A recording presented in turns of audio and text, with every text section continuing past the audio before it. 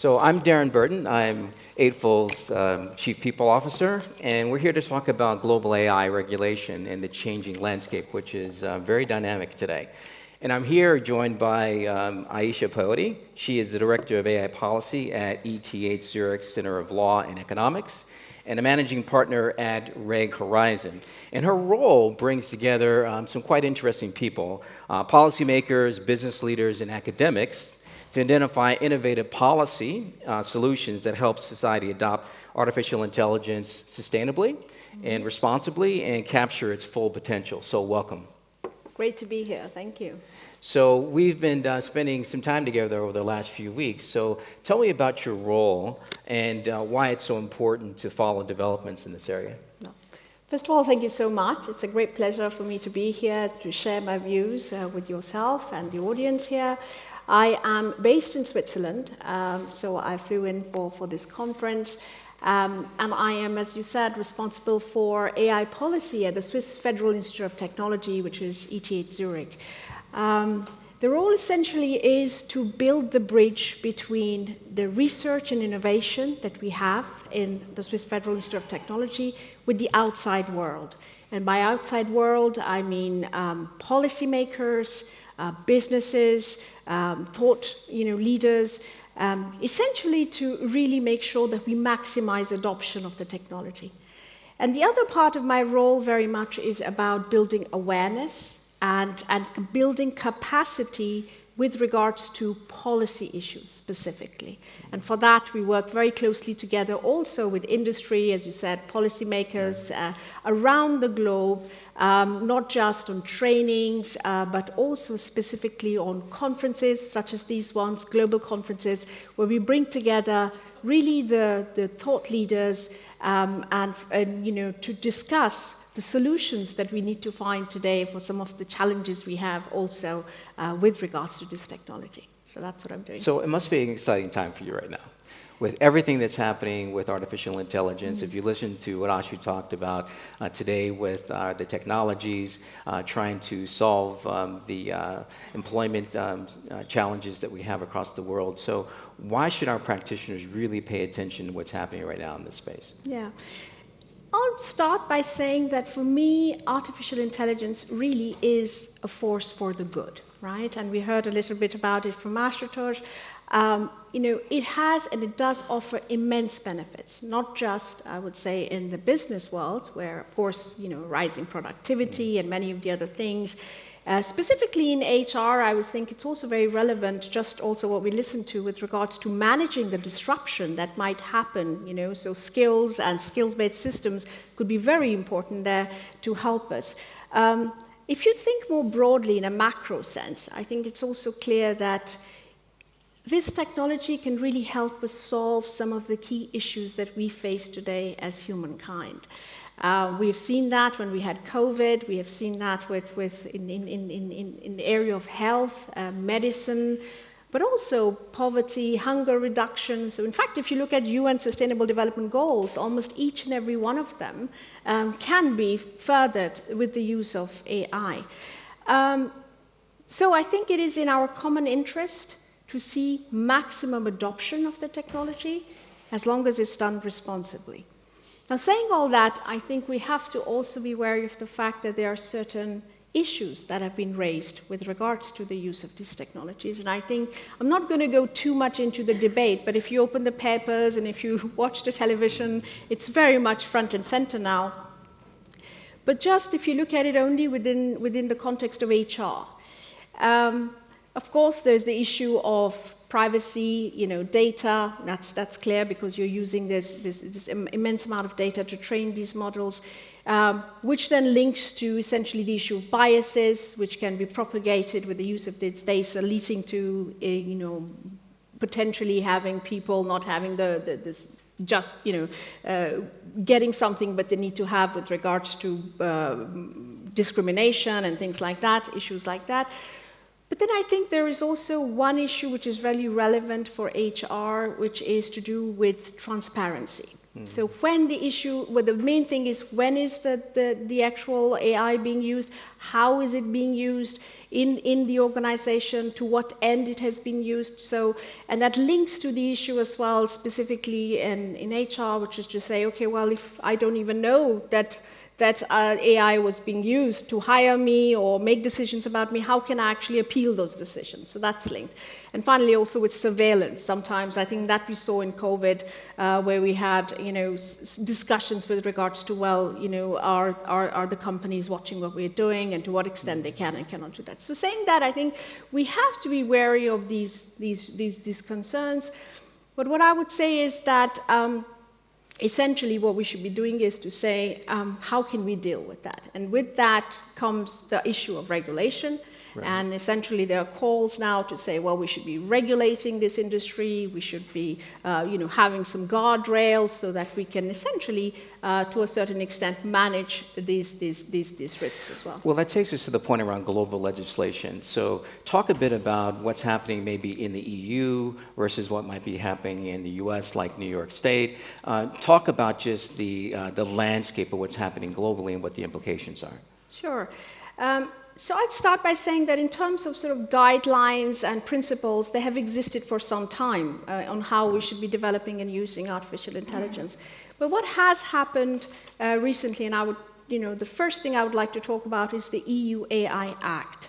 So in the European Union, we have a comprehensive piece of legislation that is almost coming to an end in terms of being prepared, which is taking an approach which is looking at all how do we manage, the risks versus the opportunities. And there it's, I would say a couple of words about it. It's a risk-based approach. So they're looking at the use cases of artificial intelligence and classifying them based on risk categories. And then depending on which risk category you're in, you will need to comply with certain rules and conditions as companies or as people who are using the technology generally. And there I think the point I would like to say here is that HR systems are a part of the high-risk categories, so which is defined by the EU. And there, I think there will be, and I would say it's worth looking at what they're asking for. Maybe we'll not go into that. So that's what's happening in the EU. I think when you talk about US, the approach is slightly different. I think we don't have things like a comprehensive piece of legislation. What you do have is certain, basically, states coming up with some sort of guidance on how this can be done. You talk about New York, so we did have some guidance coming out of there in terms of regulation, looking at algorithmic systems. You have maybe in California as well, but not too much. So I think that there is still this gap with regards to how we should be dealing with it, and it's not very clear. Yeah. And other parts of the world, I would say, essentially are falling in the same kind of bucket. So let's go back to the framework that we've discussed over the past few days. Because there is a developing landscape, we've talked a lot about a risk framework, a trust framework, one around accountability. Talk a little bit about that, because that's always been interesting for me. Yeah, so going back, I think we started with saying that to me, it is in our interest to build this trust, right? And again, if we think about it even at a higher level, to have this proper adoption of this technology. And if we do not look at these risks, there is a risk that we will not have people trusting and therefore not adopting. So the question becomes, how do we build trust, right? And here I would probably think about some studies that have been conducted looking at why do people trust laws? Okay, so there are studies that were conducted to say, what is it that leads people to trust laws?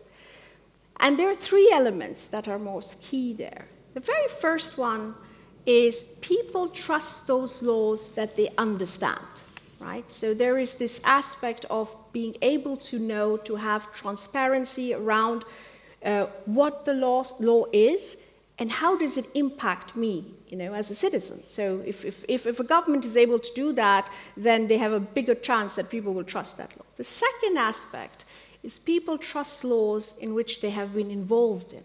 So people who know that they've had a say in the lawmaking, they will be generally trusting those laws. So involvement, inclusion. And essentially, the first two elements even go together. So you have, people who are knowing more about something will be generally more involved as well, and it kind of feeds within each other. And, I'm based in Switzerland, where we have a direct democracy, and we see that in action very much every day. And the last part is that people trust laws which they see that can be enforced, and there is accountability.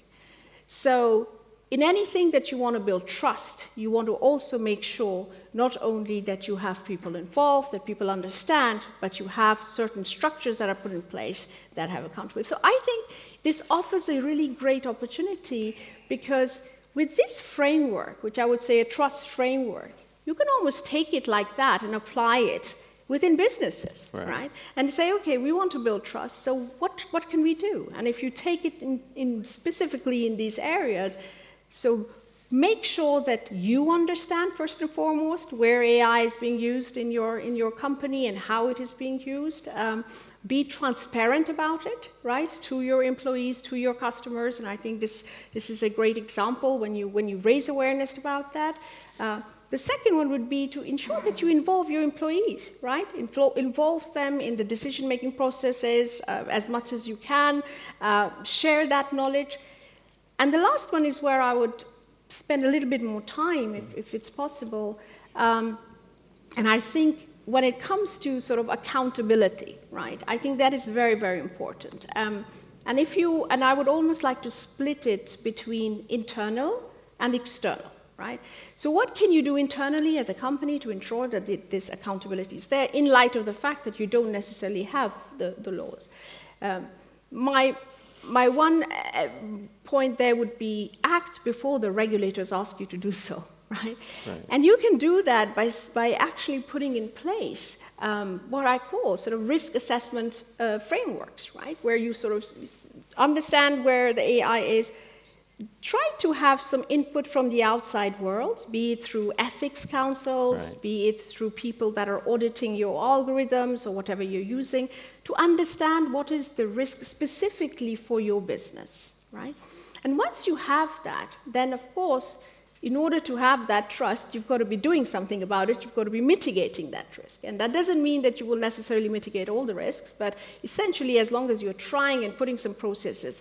And for mitigation of the risk, I would say you have two options and two things that go together. The technical solutions, so let's say you have, privacy, you have got to make sure that you have but also awareness and processes that I said. And then finally, you need to have people accountable, even inside.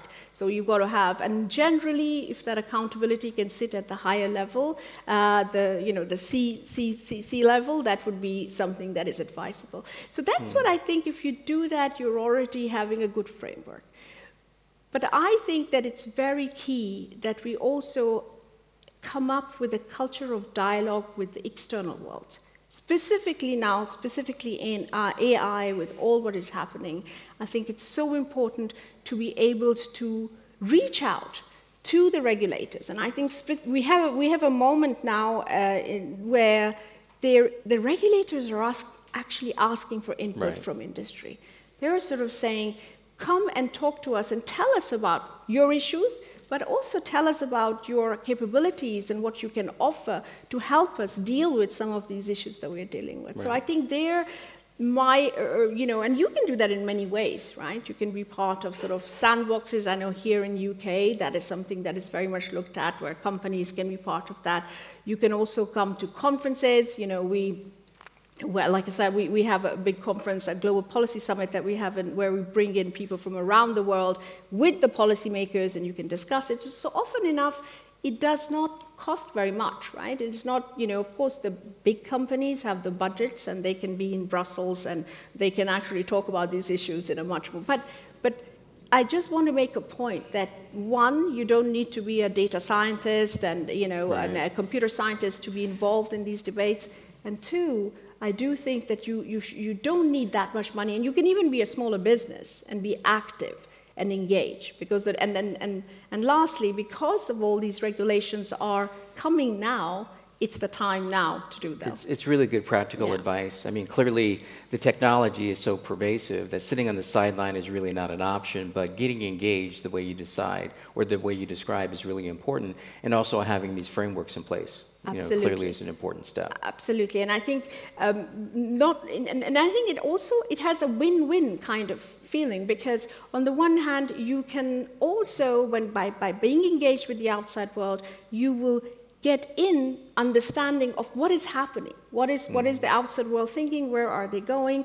And what I would add is, and then on the other hand, is that you can actually put across, and it's quite simple to do so. And we did a study with startups, and we realized that many of them were not even aware of the fact that they could be involved in this, policy making, because generally looking at, regulations as a compliance burden and not necessarily as an opportunity. And today, I think there is really this opportunity that you can shape this future. Well, it's interesting. Early in my career, it was never advisable to reach out to regulators, but now it's a very different situation. It's the hot topic. Exactly. So let's shift a bit, because I don't think any conversation would be complete in not talking about ChatGPT.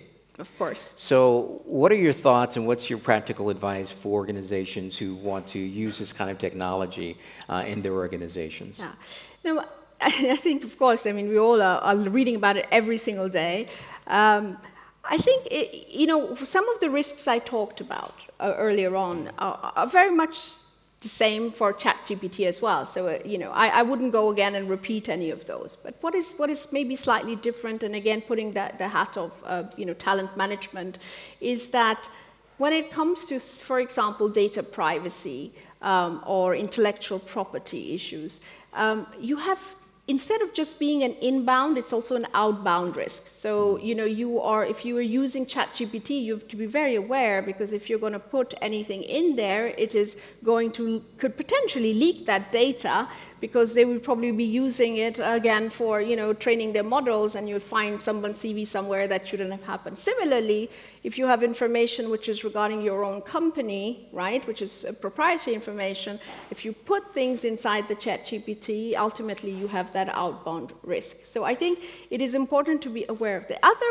bigger one, which I think has been highlighted more and more now, is the misinformation sort of risk. So if you are going to use ChatGPT, basically to work on your advertising, and work on something and bring information on there, be careful, because first, it could be false, and two, ChatGPT hallucinates, which means it makes up stories, and we've seen some of those happening recently, some scandals. I think even a lawyer in the US basically used it to submit to the judge, and we find out that, it was all very hallucinated and made up, so he got into trouble. So the idea is just be aware. Now, what do you do when that happens, right? I think as a company, what you can do is, again, going back to the two-pronged thing, you can have technical solutions. So you can sort of say, well, maybe we need some firewalls. We need to make sure that people are not doing this and data is not being leaked.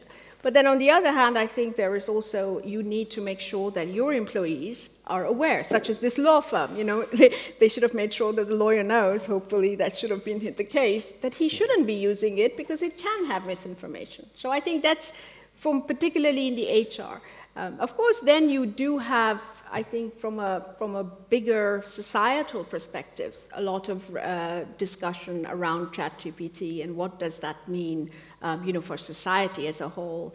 And there, the main front is about the manipulation that it can lead to and all that. But I think that discussion is still ongoing. One of the things is that I think certainly it's going to be exciting times going forward, and how we're going to deal with it. Maybe from regulatory perspective, we'll have some answers soon. This is why I think your work is so important, because I think these are big questions, challenging issues that we're going to face that's going to require bringing business leaders together, academics together, policymakers, regulators together to be able to solve for these things.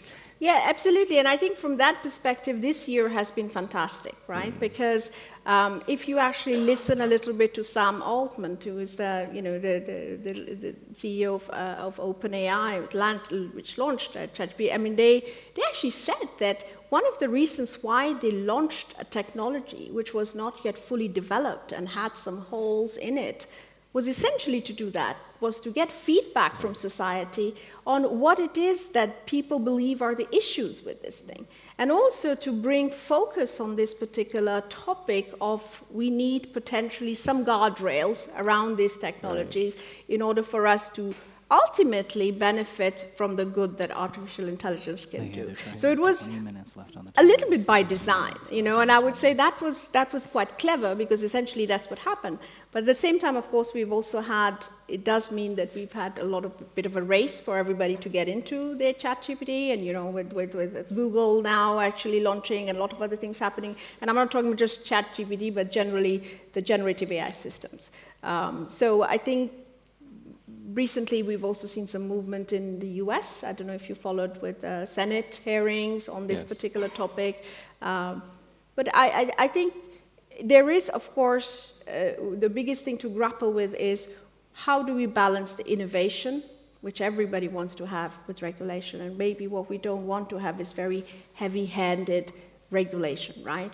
And there are many countries, I mean, EU thinks in a certain way, but I would say maybe Singapore, Switzerland, UK, where we're sitting today, US, have a slightly different view, which is to say, potentially you can have an overall guiding sort of guidance that comes from governments, but not to be too prescriptive in the way that you go about, because it's obviously very difficult when, as we saw before as well, how fast this technology is moving. So I think that will be a big challenge, and let's see how that turns out, right? You know, what's also interesting, Aisha, is that there have been some pretty prominent figures who have come out and said there should be a moratorium on developing additional technologies like this and introducing them, especially into the workplace. Any thoughts that you have there? Yeah, that was quite fascinating as well. And every day we have, so we had the moratorium with Elon Musk, and then we had, of course, afterwards, recently also some more declarations with the threat that we have to humanity with it. I do not think that a moratorium is something which is feasible, right? Because it's going down to Regulation 101, right? Where it's all about creating a level playing field. And the fact is, if you regulate me, but you don't regulate somebody else, the other person is going to do it, right? So saying that we have a moratorium, well, it doesn't stop anybody else. So I think that's not something which will potentially work. Where I think we could make a differentiation is between a moratorium, which I don't, for research, which I don't think is something that you can actually enforce, to potentially release for public, right? So if these, you know, more stronger, you know, foundational models and all that, maybe there is something that we can think about in terms of putting in place where we say, well, let's not have them released to public, right? But I think in terms of what it will mean in research and how in development, that is not something that you potentially have the possibility to stop. Right, and I think if you listen a little bit also how it was being discussed also in the US, well, some of the concerns are also competitive, right? So we have other parts of the world like China and some others that will be going forward, and again trying to tap into many of the things that the technology can do. So I'm not sure that you can actually stop you know, research, and maybe there is not really great incentive to do that either. From a competitive perspective, but at the same time, I think that you know, I envisage some sort of guardrails. How far, how long, nobody knows, right? But I do think that we you know, if you follow this sort of trust approach, right, and in the meanwhile, what can I do? And that's what I think would be more important. And maybe we can go a little deeper into that because, you know, given the global landscape, given the speed of change as far as the technology, what's just some practical advice that you would give to organizations around where does that place them now as far as their use and introduction into their organizations? Yeah, I mean, I am, you know, I'm a big believer, and I made that point as well, of sort of, you know, using multi-dimensional, multicultural dialogue, right? And it's one thing that we definitely need to have interdisciplinary dialogue to ensure that we understand very well what the risks are and what we're doing about it, right? So for me, you know, if you just talk about ChatGPT, I think we've talked about it in the sense that, yeah, we can have these guardrails in terms of technical, you know, solutions, but also but when I talk, I mean, my one message would be with artificial intelligence, given that, it is something which is touching almost every aspect of our life, right? And I'm a big believer that we need to be engaged in the debate. We talked about engagement, Ashutosh talked about engagement, and when you think about it, I think you don't have to be looking at it just as an employee or just as a business leader, because you yourself are a lot of other things as well, right? You're a parent, right? So you want to know how these things are being, used there. You are a customer when you have to look at how am I, you're a citizen where maybe it is something which is going into your voting. So I think you need to first and foremost feel that, but then find avenues to actually, share your views, have your voice heard on this topic, because ultimately policy is about balancing trade-offs, right? Policy is really about looking at different aspects of life of different people and coming up democratically with a decision on where things will sit. And this takes time. And for me, it is very, very important that we get engaged and not look at this topic as just something that, is going to happen or somebody else will take care of it. Well, it will impact. I mean, my own, I would say, motivation for doing what I do is coming from the fact that I'm a mother of twins and I think this is going to have a big impact on their lives. Essentially, with the skills, they're going to have, or how their technology will impact them is important to me. And I think that as a citizen today, we should be doing that. And there are platforms to do that. And I think that's my one message, which I'd like people to take away. So a little more, just some practical advice. So are there questions that any company should be asking responsible AI vendors around the technology, around their approach to introduction of the technology into the organization? Any practical advice there? Yeah, I think it's like to know your customer, but know your vendor as well, right? So I think it is quite important today to ask, if you are getting an AI sort of based system, simple ones like what data are you sort of using to come up with this model? What assumptions have you baked into the model? What are you really optimizing for, right? And how transparent can I be with regards to what this model is about within my organization and within my customers? And, and I do think that those vendors today that are able to answer those questions and proactively help you to understand some of these are the ones that would ultimately have the competitive advantage over the others. And I think this is how I feel these things are going to develop, and therefore, well, I think Eightfold is doing a good job, I'd say, in that. So. Thank you. Yeah. So last question is that because things are developing so quickly, are there resources that you'd recommend that professionals follow just to keep up with the pace of change? Yes, I think this is actually becoming more and more an issue now, because so much is going on that sometimes it's very difficult, even for people who are essentially working on this every day, to follow, right? So I think. First of all, I'd say, the press is doing a good job now to tell you what is going on and what are the concerns, but sometimes you've got to take it with a pinch of salt, right? Because sometimes it's also a little bit more, magnified than things really are.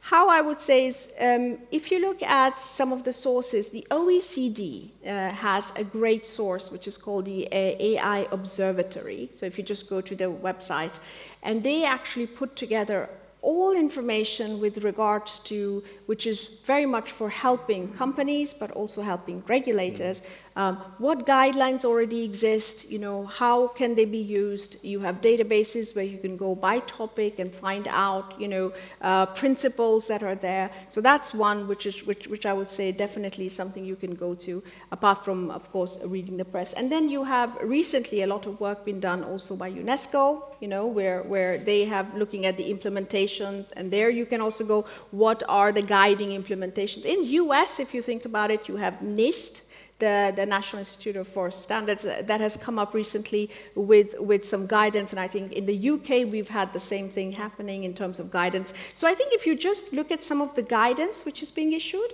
some of the standard organizations are playing a good role in that. If you just are up to speed with it, and of course, things like if there is actual legislation like the EU and all, you absolutely should be on top of that to make sure that you're working on it. And then I would just say, reach out, go to conferences, go to places where this topic is being discussed, right, actively, and it's incredible because you might be able to just sit right next to a policymaker, and essentially, I've had that happen. I've had people that came to our conferences who were not expecting to sit next to the person who's negotiating the EU AI Act, right, and we're able to talk directly to the person and essentially go back with something that they could clearly put in place for the future for their organization. So I would say. Nothing more than that. It's very simple. It's very common sense. Well, Aisha, it's been really a pleasure getting to know you over the past several weeks. Pleasure and this is a really exciting area, so we'll stay tuned, okay? Absolutely. Great pleasure. Thank you so much. You.